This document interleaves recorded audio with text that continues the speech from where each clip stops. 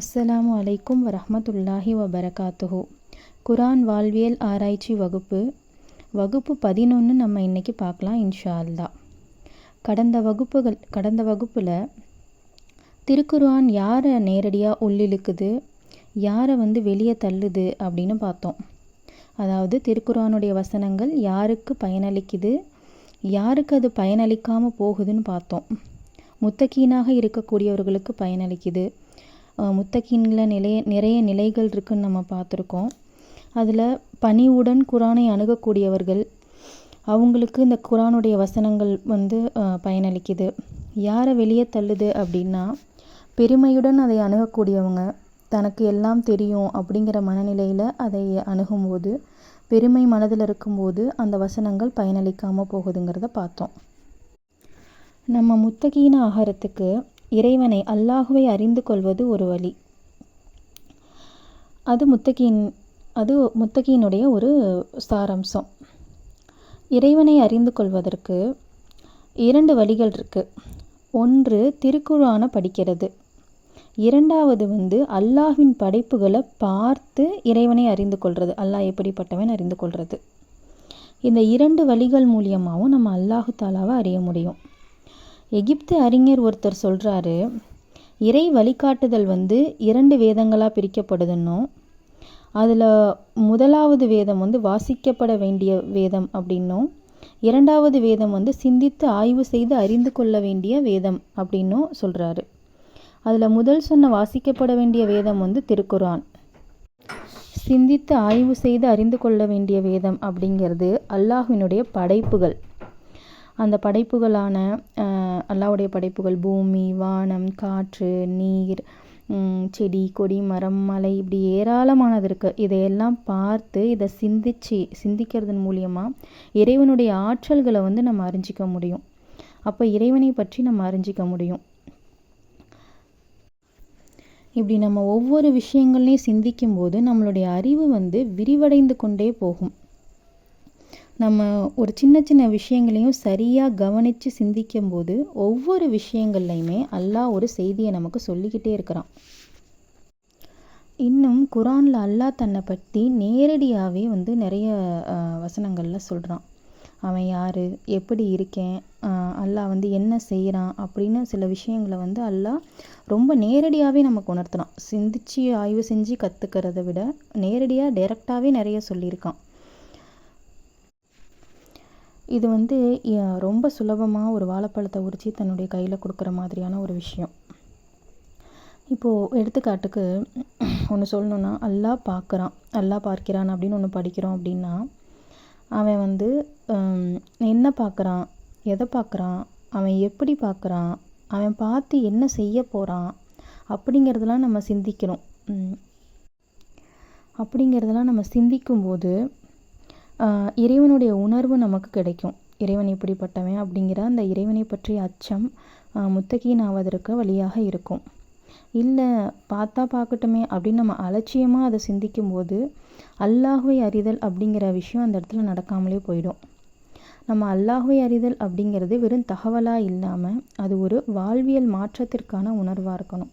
அது உணர்வாகணும் அப்படின்னா நம்ம இதை பார்க்கக்கூடிய விஷயங்களை சிந்திப்பதின் வழியாக நம்ம இறைவனை அறிய முடியும். இன்னும் அல்லாஹ் தன்னை பற்றி நேரடியாகவே சொல்லக்கூடிய அந்த வசனங்களை எடுத்து பார்த்தோம்னாலும் இறைவனை பற்றி நம்ம அறிந்து கொள்ள முடியும். 34வது அத்தியாயத்தில் 1-2 வசனங்களில் அல்லாஹ் சொல்கிறான், அல்லாஹுக்கே புகழ் அனைத்தும், வானங்களில் உள்ளவையும் பூமியில் உள்ளவையும் அவனுக்கே உரியன, மறுமையிலும் புகழ் அவனுக்கே. அவன் ஞானமிக்கவன், நன்கு அறிந்தவன். பூமியில் நுழைவதையும் அதிலிருந்து வெளியேறுவதையும் வானத்திலிருந்து இறங்குவதையும் அதை நோக்கி மேலே செல்வதையும் அவன் அறிகிறான். அவன் நிகரற்ற அன்புடையோன், மன்னிப்பவன். இறைவன் இதில் சொல்லிட்டான், எல்லாமே இறைவனுக்குரியதுன்னு சொல்லிட்டான். வானங்களில் இருக்கிறது, பூமியில் இருக்கிறது எல்லாத்தையுமே அவனுக்குரியது, அவன் எல்லாத்தையுமே அவன் பார்க்குறான், எல்லாத்தையுமே அவன் அறிவான் அப்படின்னு அவன் சொல்லிட்டான். அப்போ நம்ம இதிலேருந்து என்ன யோசிக்கணும்னா, இப்போ நமக்கு சொந்தமானதுங்கிறது எதுவுமே கிடையாது. இறைவன் நமக்கு கொடுத்துருக்கிற எல்லாமே, பூமியில் கொடுத்துருக்கிற வசதிகள் எல்லாமே ஒரு அமானத். அதை நிர்வகிக்கிற பொறுப்பு தான் நமக்கு கொடுக்கப்பட்டிருக்கே தவிர நமக்கு சொந்தமானது கிடையாது. அப்போ இது அனைத்திற்குமான அதிபதி இறைவன் தான். இன்னும் அல்லாஹ் குரானில் நிறைய இடங்களில் இதை செய் இதை செய்யாத அப்படின்னு நிறைய விஷயங்களை மனிதர்களுக்கு கற்றுக் கொடுக்குறான். உதாரணத்துக்கு 16வது அத்தியாயத்தில் 90வது வசனத்தில் நீதியையும் நன்மையையும் உறவினருக்கு கொடுப்பதையும் அல்லாஹ் கட்டளையிடுகிறான். வெட்கக்கேடானவற்றையும் தீமையையும் வரம்பு மீறுவதையும் உங்களுக்கு தடுக்கிறான். நீங்கள் நல்லுணர்வு பெறுவதற்காக உங்களுக்கு அறிவுரை கூறுகிறான். அல்லாஹ் என்ன சொல்கிறான்? எதெல்லாம் கட்டளையிடுறான், எதெல்லாம் நன்மைன்னு சொல்கிறான், உறவினருக்கு கொடுக்கறத நீதி பேணுறதெல்லாம் நன்மைன்னு சொல்கிறான். வெட்கக்கேடானது தீமை, வரம்பு மீறுறதெல்லாம் தீமைன்னு சொல்லி அல்லாஹ் நமக்கு தடுக்கிறான். அப்போ அல்லாஹ் எப்படிப்பட்டவன் பார்த்தீங்களா? நமக்கு எது நல்லதுன்னு தெரிஞ்சு அதை செய் அப்படின்னு சொல்கிறான். இதெல்லாம் தீமை, உனக்கு தீங்காயிடுன்னு சொல்லி நம்மளை தடுத்து வைக்கிறான். ஒரு பேரண்ட் ஒரு பெற்றோர் தன்னுடைய குழந்தையை எப்படி கவனிச்சுப்பாங்களோ, எது நல்லது இது கெட்டது அப்படின்னு சொல்லி தன்னுடைய குழந்தையை எப்படி கவனிச்சுப்பாங்களோ அந்த மாதிரியான ஒரு பாதுகாவலனாக அல்லாஹ் இருந்து நம்மளை கவனிச்சிக்கிறான். இதை நல்லா கவனித்து நம்ம ஆழ்ந்து சிந்திக்கும் போது இதில் இறைவனுடைய கருணையும் இரக்கமும் இருக்கிறத நம்ம உணரலாம். இதை செய் இதை செய்யாதன்னு அல்லாஹ் சொல்லிடுறான். அதே மாதிரி இந்த மாதிரியான நற்காரியங்கள் செஞ்சால் உனக்கு நான் என்ன பரிசு கொடுக்குறேன், தீய காரியங்கள் செஞ்சால் என்ன தண்டனை கொடுப்பேன் அப்படிங்கிறதையும் அல்லாஹ் சொல்லிடுறான்.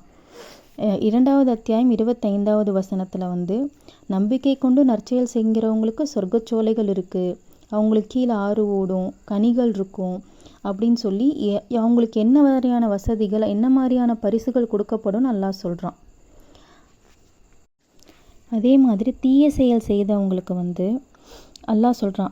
22வது அத்தியாயம் 42, 43, 44 நூஹுடைய சமுதாயம், ஆது சமூதுடைய சமுதாயம், லூதுடைய சமுதாயம் இவங்கெல்லாம் தூதர்களை பொய்யரென கருதினாங்க. அப்போ அவங்களுக்கு என்ன பண்ணான் அல்லாஹ் அப்படின்னா, மறுத்தவங்களுக்கு அவகாசம் அளித்தானா. அவனே அல்லாவே சொல்கிறான், எனவே என்னை மறுத்தோருக்கு அவகாசம் அளித்தேன், பின்னர் அவர்களை பிடித்தேன், எனது வேதனை எவ்வாறு இருந்தது அப்படின்னு அல்லாஹ் கேட்குறான். அல்லாஹ் என்ன சொல்கிறான்? அல்லாஹ் தப்பு செய்தவங்களை உடனே தண்டிக்கலை. இறைவன் எச்சரிக்கிறான், அவகாசம் அளிக்கிறான். அவகாசம் அளித்து அவங்க திருந்துவாங்களான்னு காத்திருந்து பார்க்குறான். இப்போ இறைவன் கருணையாளன் இல்லையா? கருணையாளன். அவன் தண்டிக்கணும்னு நினச்சிருந்தா, அவனுடைய ஆற்றலுக்கு அவன் தண்டிக்கணும்னு அவன் கோவப்பட்டு தண்டிச்சிருந்தா நம்ம எந்த மாதிரியான நிலையில் இருப்போம் நம்ம மனிதர்கள் அனைவருமே. ஆனால் இறைவன் நம்ம செய்யக்கூடிய பாவங்களுக்கு நமக்கு அவகாசம் கொடுத்து நம்ம திருந்துவதற்கு வாய்ப்பு கொடுத்து அதை அல்லாஹ் கையாளுறான் அந்த விஷயத்த. வேதனை எவ்வாறு இருந்துச்சு அப்படின்னு அல்லாவே கேட்குறான் தண்டிச்சுட்டு. அப்போ இதில் என்ன தெரிஞ்சுக்கலாம் அப்படின்னா, கடுமையான வேதனை அல்லாஹ் உங்களுக்கு கொடுத்துருக்கான் அப்படிங்கிறத நம்ம புரிஞ்சுக்கலாம். அப்போது இறைவன் நற்செயல் செய்பவர்களுக்கு நற்கூலியும் தீமை செய்பவர்களுக்கு கடுமையான தண்டனையும் கொடுத்து இறைவன் நீதியை நிலைநாட்டக்கூடியவனாக இருக்கிறான், கருணையாளனாக இருக்கிறான், இரக்கமுள்ளவனாக இருக்கிறான், அவகாசம் அளிக்கக்கூடியவனாக இருக்கான், நீதி செலுத்தக்கூடியவனாக இருக்கிறான்.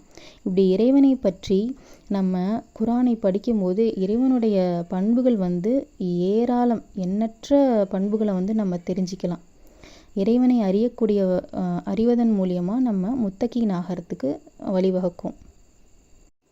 47வது அத்தியாயம் 19வது வசனத்தில் அல்லாஹ் சொல்கிறான், அல்லாஹுவை தவிர வணக்கத்திற்குரியவன் யாரும் இல்லை என்பதை அறிந்து கொள்வீராக.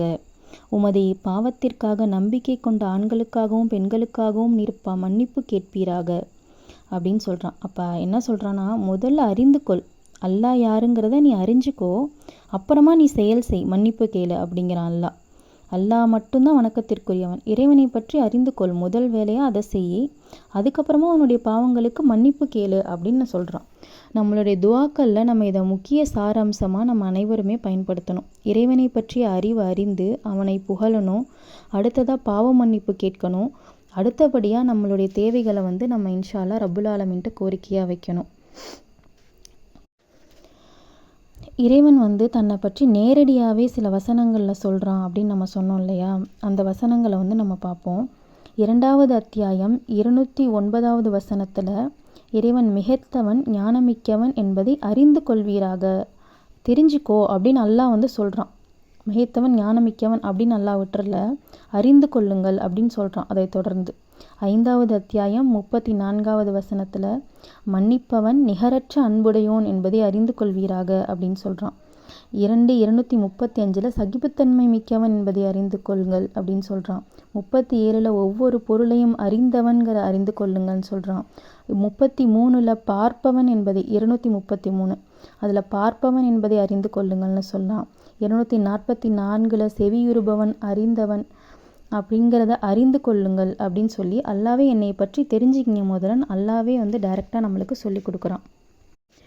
இப்படி அறிஞ்சிக்கிறது மூலியமாக மனிதர்கள் தவறிலேயே மூழ்கி கிடைக்காம இறைவனை பற்றி தெரிஞ்சவனையே தெரிந்து கொள்வதனால இறைவன் இவ்வளோ மகத்தானவன், இவ்வளவு கருணையுடையவன், இவ்வளவு அன்பு நிறைந்தவன் அப்படின்னு சொல்லி அவன் பக்கம் பாவ மன்னிப்பின் பக்கம் கேட்டு மீண்டு வருவாங்க. எப்படி ஒரு தாய் தாய்கிட்ட குழந்தை எத்தனை தடவை தவறு செய்தாலும் குழந்தை திருப்பி தாய்கிட்ட தான் போகுது. அதே போல் அந்த தாயை விட 70 மடங்கு பல மடங்கு அதிகமான அன்புடையவன் நம்மளுடைய ரப்பு. நம்மளை பாதுகாவலனாக இருந்து பாதுகாக்கிறான், மன்னிக்கக்கூடியவனாக இருந்து மன்னிக்கிறான். அப்போ நம்ம இந்த பண்புகளெல்லாம் அறிஞ்சிக்கிறது மூலியமாக அன்றாட வாழ்வில் நமக்கு ஒரு பெரிய மாற்றங்கள் நமக்கு கிடைக்கும். நம்மளோட துக்கமான நேரங்களில் நமக்கு மன அமைதி கிடைக்கும், பொருளாதாரத்தில் தன்னிறைவு கிடைக்கும், நம்மளுடைய வாழ்க்கை சந்தோஷமானதாகவும் நிம்மதியானதாகவும் ஆகும். எடுத்துக்காட்டுக்கு ரஸாக் அப்படின்னு அல்லாஹ் அவனை பற்றி சொல்கிறான். அது என்னன்னா அனைத்தையும் அளிப்பவன், அதாவது வாழ்வாதாரத்தை அளிக்கக்கூடியவன் அர்த்தம். அப்போ எல்லா விஷயமும் அல்லாஹ்கிட்ட இருந்து தான் வருது. அப்படிங்கும்போது ஒரு சின்ன இன்பமாக இருந்தாலும் சரி துன்பமாக இருந்தாலும் சரி அந்த வாழ்வாதாரத்தில் வரக்கூடிய நெருக்கடிகள் அதையெல்லாம் இது இறைவன் தான் எனக்கு இதை கொடுத்துருக்கான் அப்படின்னு நம்ம அதை நினச்சி அதை மனப்பூர்வமாக ஏற்றுக்கும் போது நமக்கு அதில் மன அமைதி கிடைச்சிரும். திருப்பி அதை இறைவன்கிட்டே நம்ம திருப்பி போய் பாதுகாப்பு தேடுவோம்.